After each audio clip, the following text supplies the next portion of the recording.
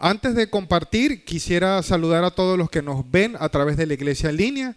Vaya desde acá, como siempre, desde este bello y pequeño redil, las buenas nuevas de Cabudare. Un gran abrazo para todos ustedes y que también puedan disfrutar este momento junto a nosotros y conectado a través de las redes. Amén.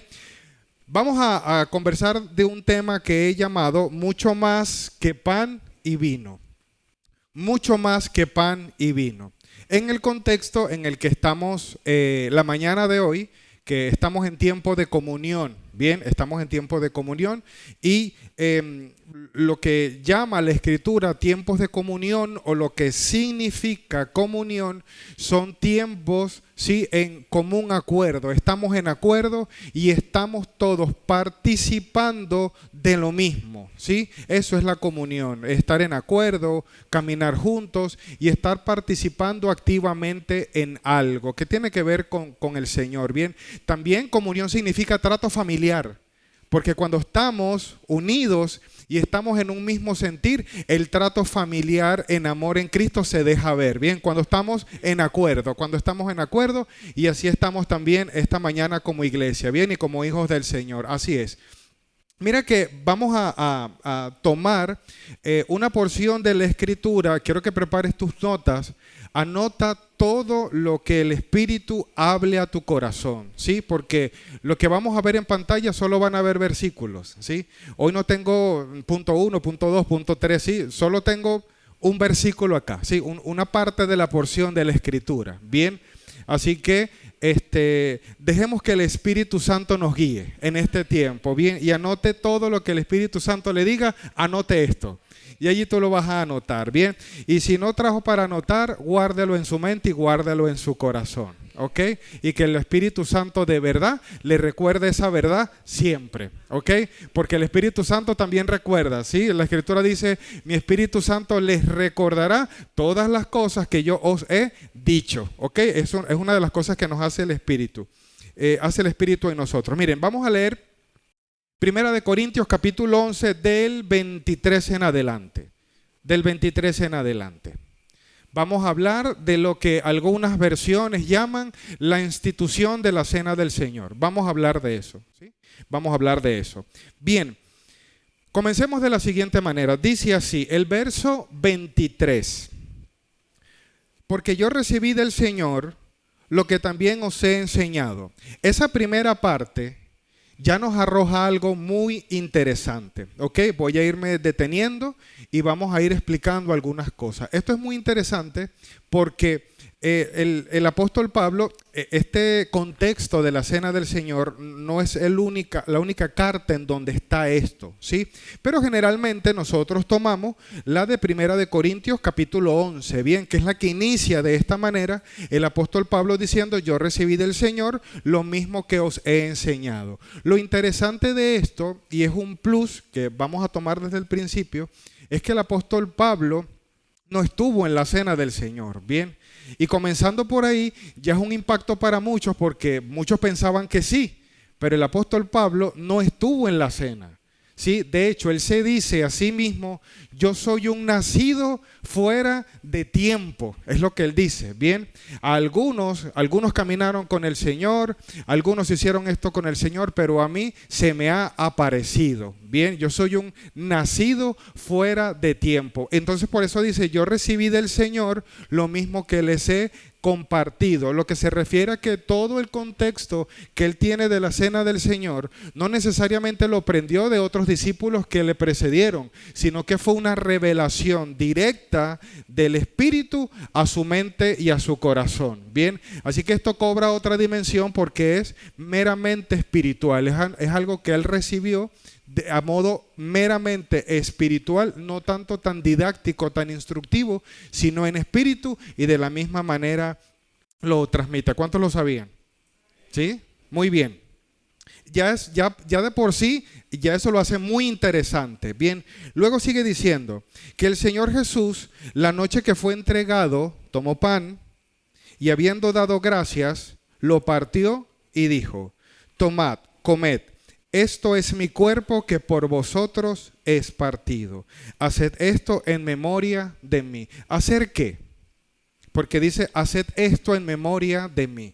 ¿Hacer qué? No solamente participar del pan, sino a lo que se refiere el Señor es a dar gracias. Bien, a dar gracias. Dicen, cada vez que participen del pan, den gracias en memoria de mí. Bien, no es que cuando participo del pan, no, Señor, gracias por mi abuelita. Ella es tan buena. ¿Puedes hacerlo? Sí, pero la gratitud va hacia el Señor. Bien, dice, cada vez que participes de esto, hacedlo en memoria de mí. ¿Hacer qué? Dar gracias. Es lo primero que hace Jesús antes de tomar el pan y ya luego, antes de tomar la copa, lo que hace es dar gracias. ¿Ok? Y lo que dice es, cada vez que lo hagas, no te olvides dar gracias en memoria de ¿quién?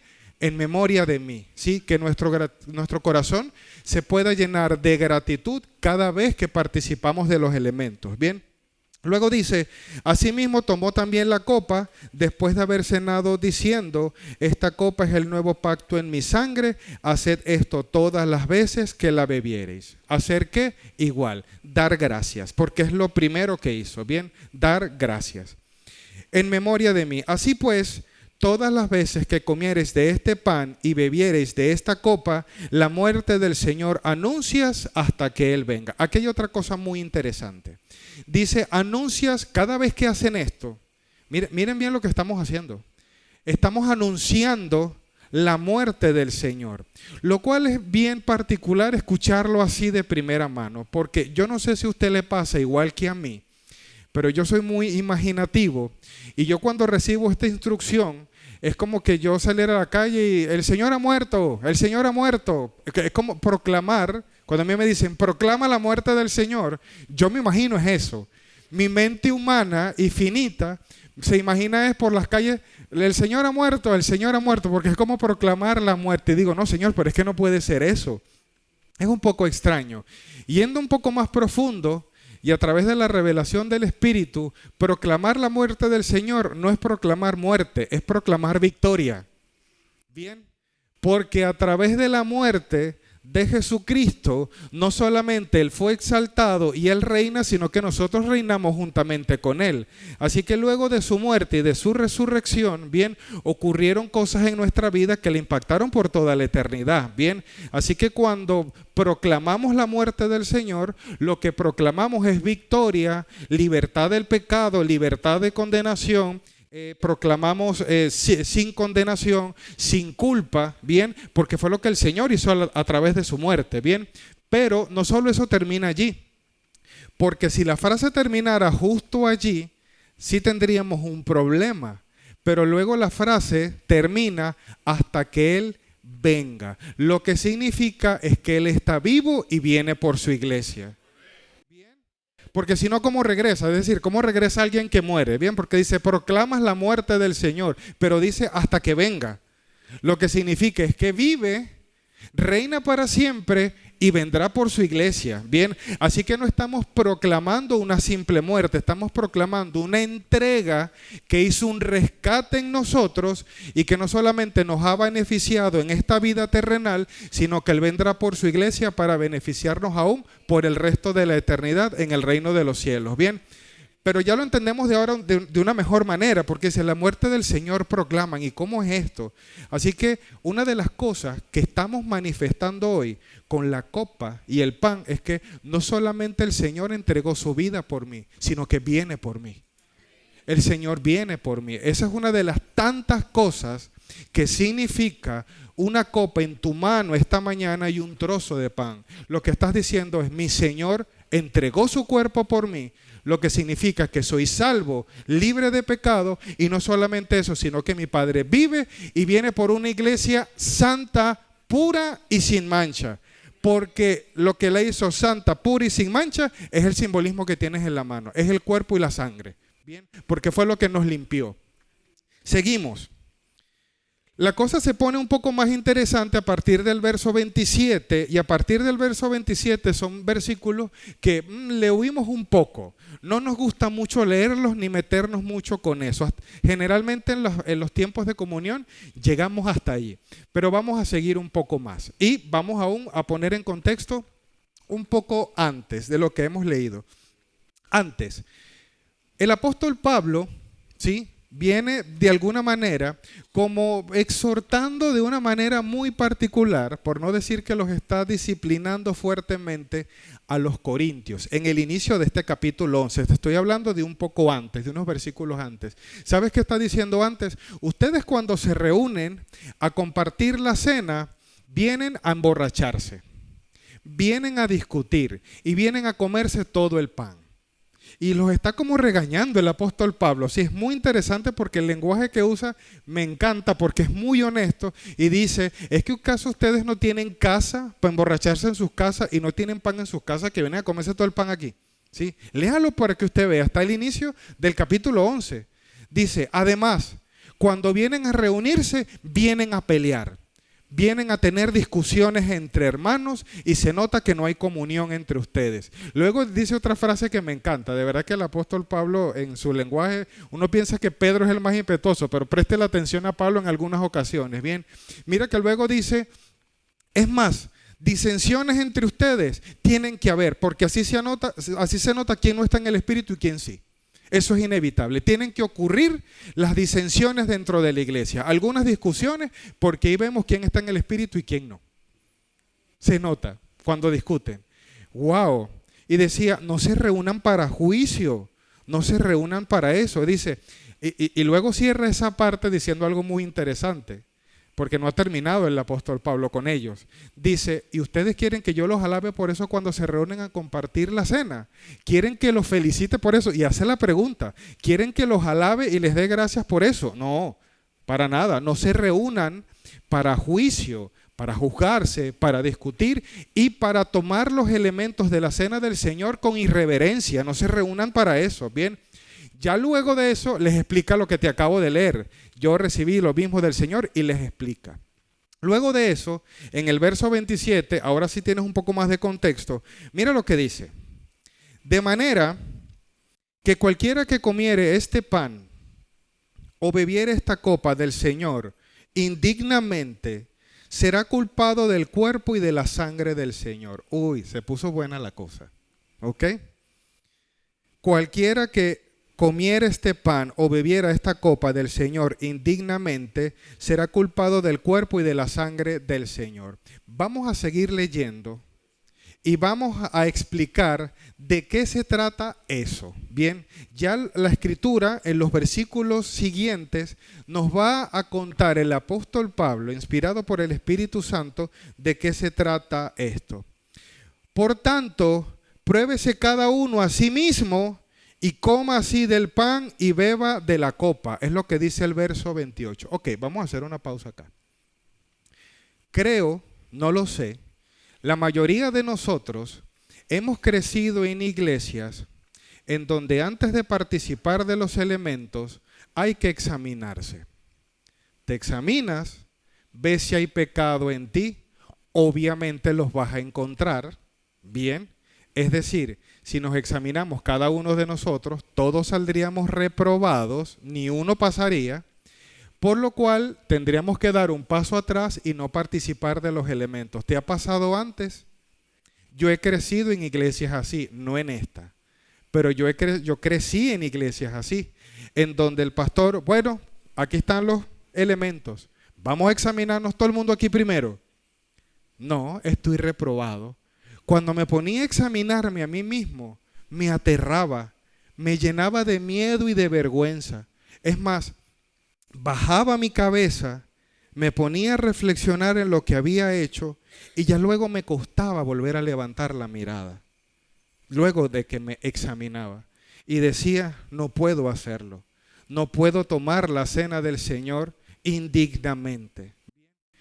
Y la verdad es que salía con más culpa, o sentía que salía de la iglesia con más culpa que con la que entraba. Salía con más carga, bien, salía aterrado, deprimido, con miedo, sabiendo que no podía participar de los elementos por lo que había hecho. Bien. ¿Alguno le ha pasado eso aquí? ¿Sí? Ok. Miren que esto es una muy mala interpretación de las Escrituras. Una muy mala interpretación. Y oro al Espíritu Santo del Señor que pueda traer revelación hoy a sus mentes, porque esto no se trata de una información recibida, sino de una verdad revelada.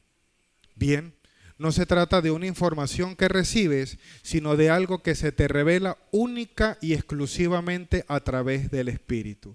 La palabra examinar o juzgarse a sí mismo, la que acabamos de leer en el original, significa dokimazo, que en otras palabras es examinarse con vistas de aprobación. Voy con esto. Cuando tú juzgas algo o pruebas algo, puedes aprobarlo o reprobarlo, ¿cierto? Si yo, por ejemplo, preparo una comida especial y se la presento a un chef famoso y le digo, evalúala, él puede decir, estás bien, está aprobada o estás reprobado. Igual en un examen, presentas un examen y tienes dos vías, o apruebas o repruebas. Bien. En este caso el término examínense es prueba que estás aprobado, prueba, examina con vistas de aprobación, no con vistas de desaprobación. Es lo que dice el término en el original. Lo que significa y lo que nos da respaldo es el versículo siguiente, porque ¿sabes qué es lo que dice el verso siguiente? Ni siquiera el verso siguiente, las palabras siguientes, porque está en el mismo verso. Dice, examínate y asimismo participa de la copa y del pan. ¿En qué parte dice que examínate y según lo que encuentres no la tomes o sí tómala? ¿En qué parte dice eso de la Escritura? Lo que está diciendo es, antes de tomar los elementos, mira lo que Cristo ha hecho en tu vida y recuerda que has sido acepto en el amado. No por tus obras, sino por la gracia del Señor. Y así, y solo así, participa de los elementos. Y les cuento esto porque no me lo han contado otras personas. Me lo ha contado directamente personas que han sido víctimas de esto, bien, de engaños del adversario. Recientemente se me acerca una hermana y estaba hablando allí con otra persona. Yo estaba allí, no puedo decir en el momento y en el lugar equivocado, sino en el lugar correcto, ¿sí? Y en el momento correcto, y la escuché. Ella sabe que soy pastor. Y le comenta a otra hermana que está allí una situación que vivió en su iglesia, la que les conté hace unos minutos. La otra persona le dice, ¿qué te pasó? ¿Por qué no te vi tomando los elementos? Porque la otra persona era una diácono que ministraba los elementos. ¿Por qué no los tomaste? ¿Por qué te vi tan cabizbaja llorando? ¿No tomaste los elementos? No, es que tengo esta situación, pequé.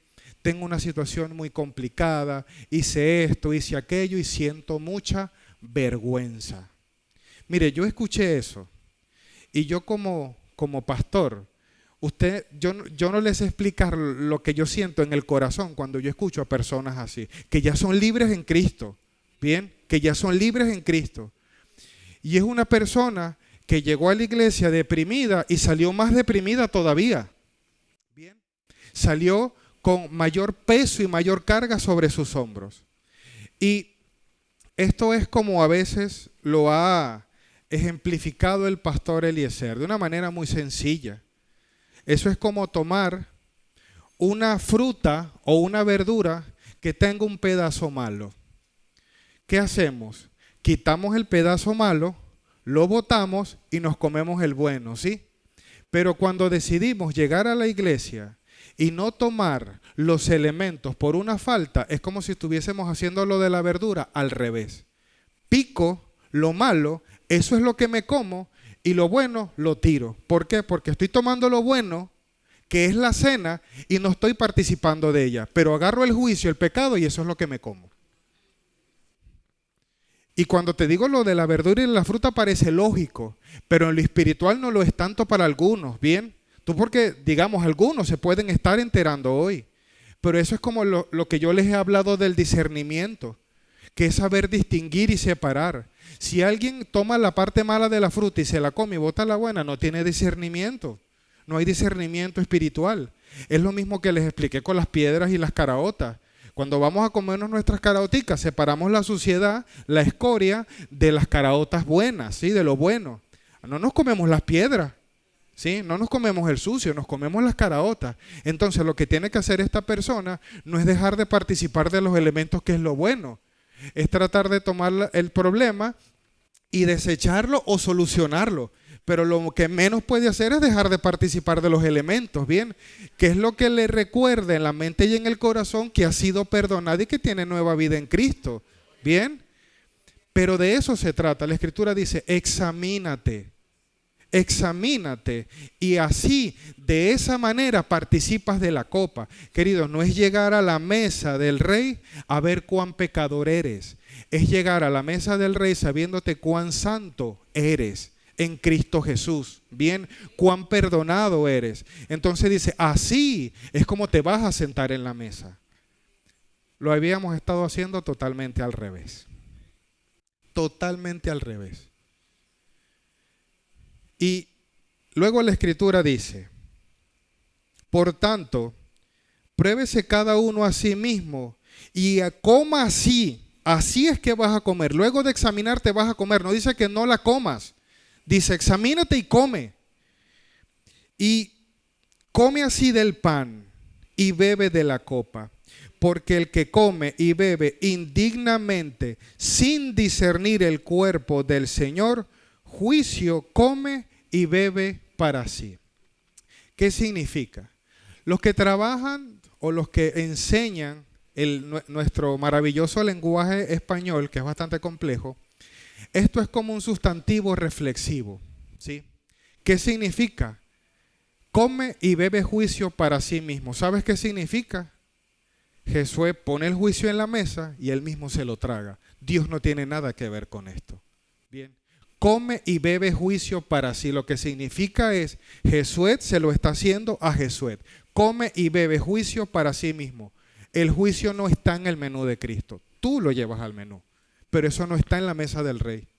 En la mesa del Rey no hay juicio ni hay condenación, hay gracia. Bien, no hay juicio. Eso es un plato que traemos nosotros de la casa y lo queremos poner en la mesa del Rey. Eso, justamente eso es participar de la cena indignamente y de manera irrespetuosa. ¿Por qué? Porque el Señor nos está aderezando una mesa con gracia y tú le dices, no quiero gracia, quiero juicio. Y le quitas el plato al Señor y tú pones tu juicio. Y el juicio que tú trajiste es el mismo que tú te comes. No, eso no está en el menú. Eso no está en el menú del Señor. Queridos, ¿cómo vamos a llegar a un lugar como a la mesa del Rey a disponer juicio que ya ha sido quitado de nuestras vidas? De hecho, ni siquiera tú llegas, aunque fuese real, no llegas a recibir juicio ahí porque ya estábamos condenados desde antes. Ni siquiera si fuese verdad. No llegas a recibir juicio en la mesa. Ya estábamos condenados. ¿Sabes qué dice la Escritura? El que cree no es condenado, mas el que no cree ya lo está. Por eso Jesús dijo, yo no vengo a condenar el mundo, vengo a salvarlo. ¿Saben por qué? Porque ya estábamos condenados. ¿Cómo viene a condenarnos? A aguarnos la fiesta, si ya estábamos muertos en nuestros delitos y nuestras transgresiones. Él no puede venir a condenarte, no puede hacerlo, ya lo estábamos. Y lo que hicimos fue nosotros mismos, con la decisión de lo que llama la Escritura, nuestros padres allá en Adán y Eva, ellos mismos se comieron el juicio. El Señor le dijo, no comas de ese árbol, no te lo comas. ¿Y sabes qué hizo? Se lo comieron. Se lo comieron. Es lo mismo que está ocurriendo ahora. Señor no trae juicio sobre sus hijos, trae libertad, bien, trae vida nueva. Ya estábamos condenados y como le he dicho a algunos coordinadores, el que está condenado, querido, no puede estar más condenado y el que está salvo no puede estar más salvo. Usted no puede ser más salvo, ¿sí? El que ya está condenado, ya está, más condenado no puedes estar sin Cristo. Si no estás en Cristo, estás condenado. Bien. Y el que es salvo, ¿cómo eres más salvo? Pregunto, ¿cómo eres más lleno del Espíritu? Bien. Así que no hay juicio en el menú de la mesa del Señor. Nosotros queremos traerlo. Es lo que dice el apóstol Pablo. ¿Por qué siendo libres insisten en vivir en esclavitud? ¿Se puede? Sí, es nuestra tendencia. El pueblo hebreo cuando salió de la esclavitud, ellos iban camino hacia la libertad, pero iban viendo para atrás. ¿Ok? Y le dijeron a Moisés, ¿por qué nos trajiste a morir en el desierto? Es que allá en Egipto no habían suficientes sepulcros, que nos trajiste a morir aquí. Allá nos podían enterrar, aquí no. Es más, allá nuestra barriga estaba llena. Éramos esclavos, pero teníamos la barriga llena y querían regresar ahí. Y el apóstol Pablo, cuando él dice, vivan en la libertad que Cristo les ha dado, no es redundar. Porque uno piensa, si Cristo les ha dado libertad, vivan en esa libertad. Pablo, estás redundando, tú no sabes escribir. No, si sabe escribir. Lo que sucede es que él está diciendo, hay gente que tiene la libertad y no vive en libertad. Quieren vivir como esclavos siendo libres en Cristo. Esa hermana que dejó de participar de los elementos es libre. Y está actuando como si fuese todavía esclava del pecado. Y está actuando como una esclava, como que todavía le debe algo al pecado y al enemigo. Bien. Y el apóstol Pablo dijo, no vivan de esa manera. La libertad que les ha dado Cristo es para que vivan en ella. Cada día de sus vidas. Bien. Mira cómo sigue diciendo la Escritura. Porque el que come y bebe indignamente sin discernir el cuerpo del Señor, juicio come y bebe para sí. Ahora céntrate en esta palabra. Discernir el cuerpo. Discernir el cuerpo. Dice, tienen que discernir el cuerpo. Si no disciernen el cuerpo, van a comer juicio y van a beber juicio, si no disciernen el cuerpo. Hemos hablado del discernimiento. Y mira lo que está diciendo acá el apóstol Pablo. Ahora nuestra sociedad tiene un problema, ¿sí? Que ellos tienen una autopercepción de lo que son. Y ellos muchas veces lo que dicen o lo que alegan es, estoy en el cuerpo equivocado. Nací en el cuerpo equivocado. Deshonrando a nuestro Creador, diciendo, fallaste. Me pusiste en el cuerpo equivocado. Y cuando revisas todo este discurso, lo que puedes es darte cuenta que el problema no está en el cuerpo, sino en la mente y en la autopercepción que tienen de sí mismas las personas. Ese es el problema. El problema no es tu cuerpo. El problema es lo que piensas, que tú crees que eres. Ese es el problema. El problema está en la mente, en lo que tú crees que eres y quieres que todos crean en lo que tú crees. Pero si eso no es lo que eres. Dicen que el problema está en el cuerpo, cuando está en la mente y en la autopercepción. Esto puede incluso afectar a ejemplos más sencillos, como por ejemplo, ser un hijo de Dios, verte en el espejo y decir, soy un fracasado, por ejemplo. Tú puedes decir lo que tú quieras de ti mismo, pero eso no te hace eso. Dios te ha dicho lo que tú eres y eso es lo que eres. No dices lo que en un día abajo no eres, lo que en un día abajo dice que eres. No, eres lo que Dios dice que eres. Y Dios lo que ha dicho es, eres mi hijo muy amado. Eso es lo que eres. Puedes decir lo que tú quieras acerca de ti mismo, acerca de tu peso, de tus arrugas, de tus defectos corporales. Puedes decir lo que quieras, pero eres lo que Dios dice que eres. Punto. Ya. ¿Por qué te comento todas estas cosas? ¿Qué tiene que ver todo esto con el discernimiento del cuerpo? Que cuando yo llego a la mesa, me examino y me repruebo a mí mismo, no estoy consciente de que pertenezco al cuerpo santificado del Señor y soy la iglesia. No estoy entendiendo y no estoy separando y no estoy aprendiendo a diferenciar que no pertenezco al mundo, sino que pertenezco a Cristo. Hay que saber identificar, queridos, separar. Bien, cuando yo llego, óyeme esto. Cuando yo llego y digo, wow, ¿cuántos pecados todavía quedan en mi vida? ¿Sabes con quién te estás metiendo? Te estás metiendo con mi papá, con mi Padre Celestial, porque estás subestimando que su cuerpo y su entrega no fue suficiente para borrar tus pecados. ¿Ya lo ves?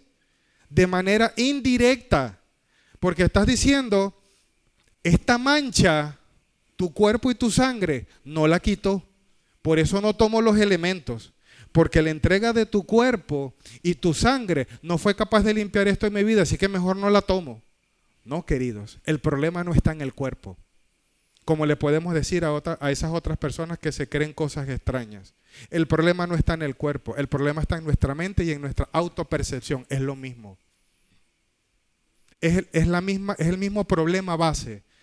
La mala autopercepción que tenemos de nuestra nueva vida en Cristo. Ese es el problema. Y tienes que aprender a esto, queridos. Asume tu vida en Cristo, asúmela en su totalidad, de punta a punta, asúmela. La vida en Cristo no es una verdad que aprendes, es una verdad que asumes. Este soy yo ahora en Cristo Jesús. No importa las cosas que estén ocurriendo a mi alrededor y no importa lo que yo creo que es. La obra de Cristo no la puede coartar ni dañar nadie. ¿Quién podrá frustrar los planes del Señor? ¿Quién podrá hacerlo? Y la obra de Cristo en ti es perfecta. Bien. Así que no podemos llegar a la mesa del Rey y decir, todavía tengo pecado. Señor, esta culpa todavía está sobre mí. Porque lo que estaríamos diciendo indirectamente es, Señor, la entrega de tu cuerpo no alcanzó para este que cometí esta mañana. ¿Cómo hacemos?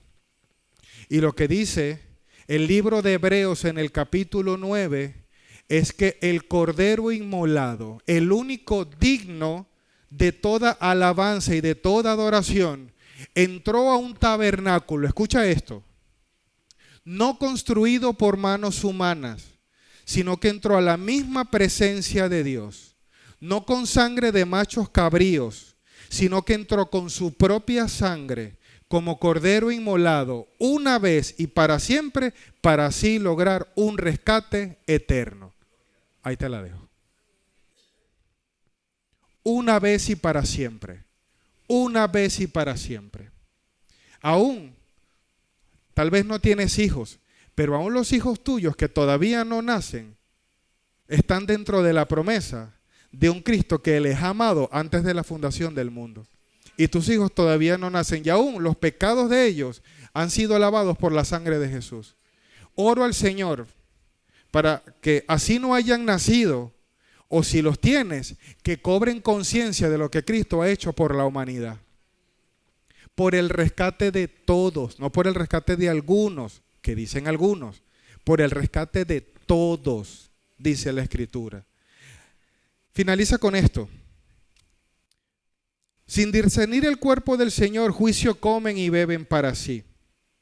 Por lo cual hay muchos enfermos y debilitados entre vosotros y muchos duermen. Lo que significa es que cuando no discernimos el cuerpo, cuando no estamos completamente claros de lo que Cristo ha hecho en nosotros, es común que andemos con el rostro bajo. ¿Por qué? Porque hay culpa, hay vergüenza, hay cargas, hay cosas que creo que no me permiten subir la mirada. Por eso la Escritura dice, yo soy el que levanto tu cabeza. Ya no hay vergüenza, queridos. Ya no hay condenación para los que estamos en Cristo Jesús. Y lo que hacemos es cuando, yo me imagino por ejemplo esta hermana, ¿cómo habrá pasado su tarde? No fue tirando cohetes seguramente. Bien. A lo mejor pasó la tarde triste, yo no lo sé, recordando eso, a lo mejor recordando, viendo a las hermanas participando contentas de la cena y ella por allá, ¿verdad?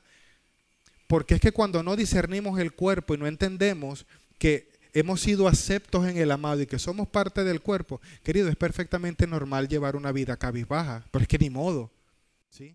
Ni modo. Ahora, una vida que se le ha sido revelada la plenitud de Cristo en nosotros, querido, es una vida agradecida, es una vida alegre, llena de gozo.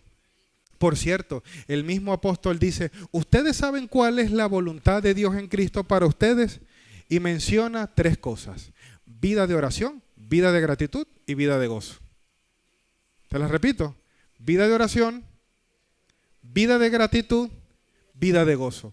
Esa es la vida en Cristo, que el apóstol Pablo lo resume en 3 frases. Queridos, ¿cómo respondemos a la gracia, a una obra completa y perfecta en Cristo, si no es con oración, gratitud y gozo? ¿Sí? No vamos a aportarle nada a la obra de la cruz. Lo que tenemos es que disfrutar de la nueva vida en Cristo. ¿Qué haremos con la gracia del Señor? ¿Es licencia para que pequemos? Entender que podemos sentarnos con confianza a la mesa del Rey es una licencia para que puedas hacer todo lo que tú quieras antes de sentarte a la mesa. No. Porque el que toma estas cosas para poder practicar el pecado, la Escritura dice, no ha entendido la gracia. No la ha entendido. La gracia no es para eso. Parte de lo que es la gracia es que ha sido capacitado con un corazón nuevo para hacer todo lo que glorifica al Señor. Eso es la gracia. Bien, la gracia es: Señor, entiendo tu obra en mí y el resto de mi vida solo haré lo que a ti te agrada para alabanza y gloria de tu nombre. Amén. Eso es la gracia, queridos. Es la capacidad para hacer lo que honra a Dios todo el tiempo. Eso es la gracia. La habilitación del Espíritu y la santificación que ha hecho en mi vida para que cada cosa que haga glorifique al Padre. ¿Sabían que esas fueron las palabras de Jesús? ¿Saben qué dijo Jesús? Y este es uno de mis versículos favoritos de la Biblia. Jesús dijo: yo vengo a hacer y hago todo lo que a mi Padre le agrada. Ese es el corazón que tienes ahora. Porque ya no vives tú, sino que Cristo vive en ti. Y has recibido la fe del Hijo, has recibido el Espíritu del Hijo y ahora su vida está en ti. Bien, ahora en ese corazón nuevo lo que haces es agradar a Dios con todo lo que haces para gloria y alabanza de su nombre. Amén. No para ganarte su favor, porque ya lo tienes, es en respuesta a ello. Verso 31, verso 30 dice: por lo cual hay muchos enfermos y debilitados entre vosotros y muchos duermen. Es decir, están como dormitados, están como apagados. Bien, ¿por qué? Porque hay culpa en ellos, sienten que todavía hay carga en sus vidas que Cristo no ha podido quitar, lo cual es falso, como venimos conversando. Si pues nos examináramos a nosotros mismos, no seríamos juzgados. ¿Qué significa? Si te revisas, dirás: ¿cómo podré ser juzgado si ya soy libre en Cristo? Si ya no hay culpa. Queridos, antes, sin Cristo, usted, como dicen por ahí, le debía a cada santo una vela. Sin Cristo. ¿Y sabe quién se las cobraba cada rato? El adversario. Apocalipsis dice que Él es el acusador. No solamente es mentiroso, sino que es acusador, y Él va delante del trono, ¿sí? Y constantemente dice: mira fulano, mira lo que hizo, ¿ves? Como en una corte celestial, es la corte celestial, la Biblia llama eso la corte celestial. Mira lo que hizo fulano, ¿te estás dando cuenta? ¿Te estás viendo Job? Recto y todo eso, pero mira, él es recto, pero no va a ser recto, mira cómo lo tienes de toñeco, ¿bien? Mira. Por eso te alaba, quítale todo para ver si te va a seguir alabando. Él es el acusador. Bien, ¿sabes lo que dice la Escritura? Esa acta perversa y sucia ha sido clavada en la cruz. Ya esa acta contraria que nos separaba de Dios y que nos acusaba, dice la Escritura que ha sido removida. Bien. Y lo que dice la Escritura es que ese acusador, que por cierto, te acusaba de día y de noche, es lo que dice Apocalipsis. De día y de noche, ese acusador ha sido vencido mediante la sangre del Cordero. Ha sido vencido. ¿Por qué? Porque esa sangre limpió todo lo que una acta sucia y perversa decía de ti. Porque Cristo pagó eso. Bien. La pregunta es: ¿por eso no tienes condenación? ¿Vas a creer esto? Por eso ya no hay condenación. Porque ya eso fue quitado de tu vida. Bien, sigue diciendo: pues si nos examináramos a nosotros mismos no seríamos juzgados. Es decir, te darías cuenta de lo que Cristo ha hecho en ti. Y finalmente el 32 dice: mas siendo juzgados Somos castigados por el Señor para que no seamos condenados por el mundo. Ok, quiero que te centres en este último verso, en la palabra más complicada. Castigados. Céntrate allí. Dice, mas siendo juzgados, somos castigados por el Señor. ¿Siendo juzgados por quién? ¿De quién estamos hablando? Estamos hablando de nosotros. Mas cuando eres juzgado y llegas, escucha esto, cuando llegas a la mesa de tu rey a juzgarte a ti mismo, la Escritura dice, eres castigado por el Señor. Ah, pastor, ¿ve que el Señor sí castiga? Entonces no es tan bueno, ¿cierto? Ok. Esta palabra, castigados, lo que significa en el original, o es una composición de dos palabras, disciplina para los niños. Lo que significa es que cuando llegamos a la mesa del rey, con este tipo de carga y de juicio para comerlo a nosotros mismos, ¿sí? Comernos eso nosotros mismos, lo que significa es que somos todavía muy inmaduros y somos como niños espirituales. Dice, cuando vienes y eres juzgado siendo juzgados, yo vengo el Señor amoroso y tengo que disciplinarte como si fueses un niño. No es castigo de infierno, de condenación, no. Ese castigo es disciplina para los niños. Es lo que significa el original. Y a veces nos comportamos como tal, ¿sí o no? Y decimos, Señor, esto. Nosotros no somos bastardos, queridos, somos hijos de Dios. Y todo buen padre que ama corrige a sus hijos. Te voy a confesar algo. Abro la sección lo que los pastores callan. Tenía tiempo que no la extrañaban, ¿verdad? Yo sé. Bueno, a mí me costó mucho tiempo entender que la disciplina de mi padre era una de las mayores manifestaciones de amor que él podía darme. Me costó tiempo entender eso. Que cuando el padre disciplina en amor, a veces aprendo más que cuando me da un abrazo, ¿saben? Cuando mi papá me disciplina. Y hay muchas cosas por las cuales hoy soy comportado en algunos aspectos, es porque mi papá me las enseñó y me disciplinó cuando tenía que hacerlo. Un padre que ama disciplina, ¿saben? En amor, por supuesto. Pero el padre que ama interviene inmediatamente y hace lo que sea necesario para corregir.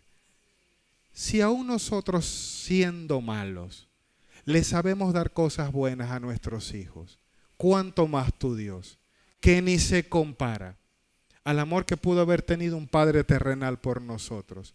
¿Cuánto más el Señor verá algo en ti y en amor no intervendrá para salvarte, para ayudarte?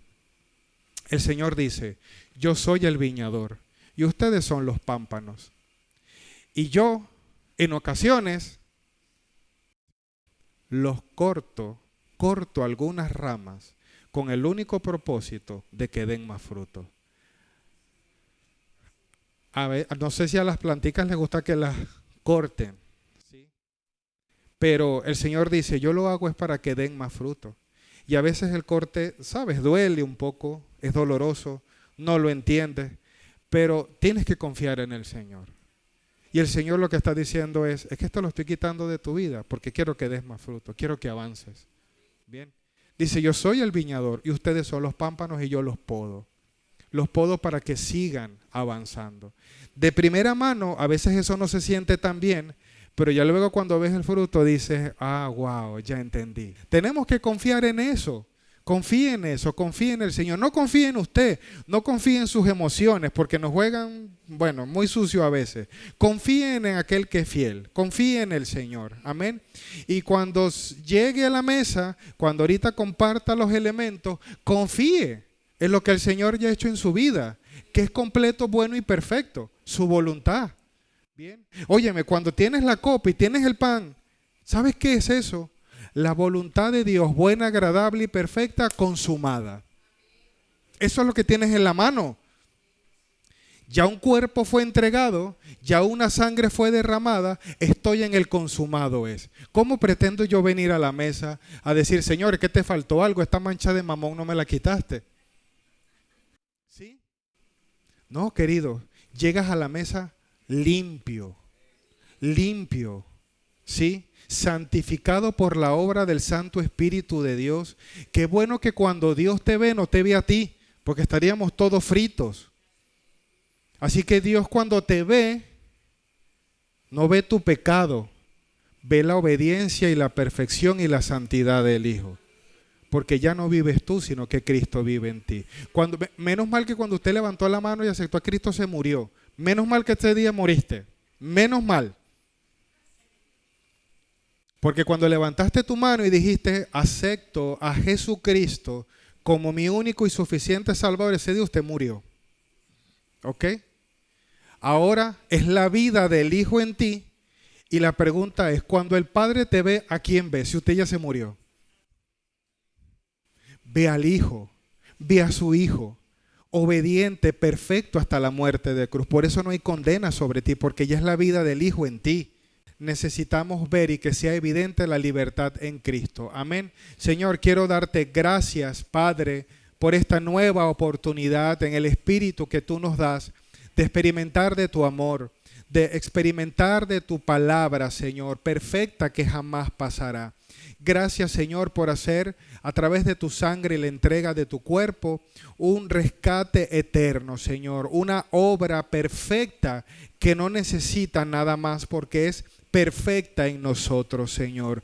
Gracias, Padre, permítenos vivir esta nueva vida que de ti hemos recibido con total libertad, con gratitud, Señor, con alegría y gozo en el corazón, sabiendo, Señor, que tú eres fiel, Padre, y que tu palabra es verdad sobre nosotros, Señor. Gracias, Padre, por esta nueva oportunidad de poder sentarnos a la mesa junto a ti, mi Rey, a poder disfrutar de los más ricos y deliciosos manjares del reino, Señor, porque allí estamos tus hijos, Señor. Gracias, Padre. Tú reinas, Cristo Jesús, y tu iglesia reina junto a ti, Señor. En el nombre poderoso de Jesús. Amén y amén. Gloria al Señor. Le brindamos un aplauso a nuestro buen Padre fiel. Gloria al Señor. Así es. Gloria a Jesús. Muy bien, yo quisiera, antes de compartir los elementos, no sé si alguien acá está por primera vez o tal vez has venido antes, pero no has entregado tu vida a Jesús y hoy quisieras hacerlo. Bien, si tú quieres tomar esta decisión de declarar a Jesucristo con tus labios, pero has creído en el corazón que Jesucristo es tu único y suficiente Salvador, yo quiero que ores conmigo así. Le pido al resto de mi familia, iglesia, que me acompañen en la oración por estas personas que han tomado esta decisión esta mañana. Bien, ora conmigo así. Si quieres en este momento entregar y rendir tu vida a Jesús, dile: Señor, quiero darte gracias, Padre, porque hoy sé cuánto tú me amas. Gracias, Dios, por revelarme a tu precioso Hijo Jesucristo, mi Dios. Yo lo declaro con mis labios, pero he creído con mi corazón de que tú eres el Señor de mi vida. Dile gracias por perdonar todas mis faltas, Señor, y por darme una vida completamente nueva. Dile: recibo a tu Santo Espíritu en mi corazón y a partir de ahora, Señor, decido vivir en tu santa y perfecta voluntad, que es buena para mí. En el nombre de Jesús. Amén y amén. Gloria al Señor.